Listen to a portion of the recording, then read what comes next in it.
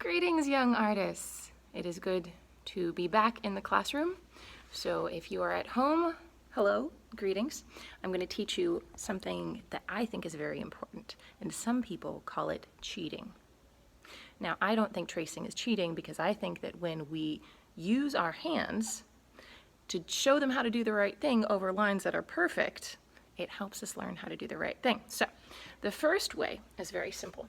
As you see, I have taken this image that I want to trace, and I have taped it to my window. Now, why a window? Because window has light coming through. Now, this, of course, is complicated when the other side of your paper has lines. This one has words. We're going to make it work. Okay, so then I tape another piece of paper. Make sure you tape it. If you just hold it and you move it, you're going to end up with some funky lines.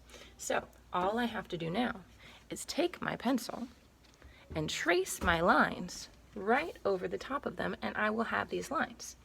But maybe it's nighttime, maybe you don't have a window, or maybe the drawing on the other side is tricky. So I'm going to show you my favorite way to to trace. This time we are going to take the image that we wanted to trace right here, and we are going to turn it upside down. As you see, there's all sorts of paper. This was just a leftover thing from church, and I'm going to do something kind of silly. I'm going to scribble over the whole thing. I'm going to take my pencil and I'm just going to scribble. So let's go on and speed this up a bit.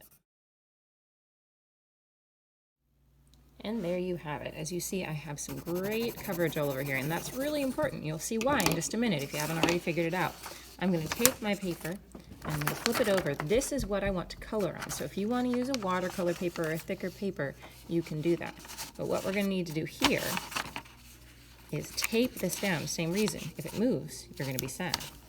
So I'm going to tape this down, and then every line that I draw, pressing fairly hard on this, is going to press that right onto the paper underneath it.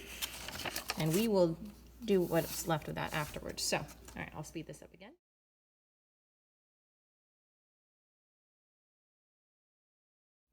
And now for the big reveal. I lift it up, and ta-da, I've only done the top half, as you can see. But now we are not done. Now we are just beginning. What you see is just what's transferred over, but these lines are they're not pretty. So the next thing we're going to do is we're going to take our pencil or our pen, or one than the other, and we're going to make these lines our own. In order to do that, you really should have your original handy and be referring back to it. Okay, so I'm going to speed this up again.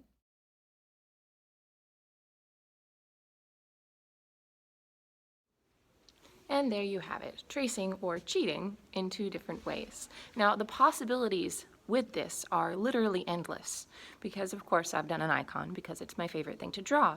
But you can also do beautiful lettering that you've seen somewhere and you want to practice these lines. You could do your favorite cartoon character. You could even photograph or print out a photograph of someone you love or yourself and make a portrait.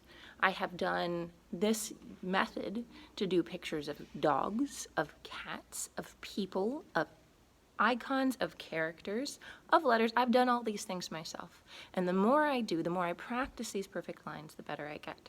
So I've given you a tool or two, and I would like to see what you do. So please show me if you've had any success doing these things. And I miss you all very much, and I hope to be able to see you soon.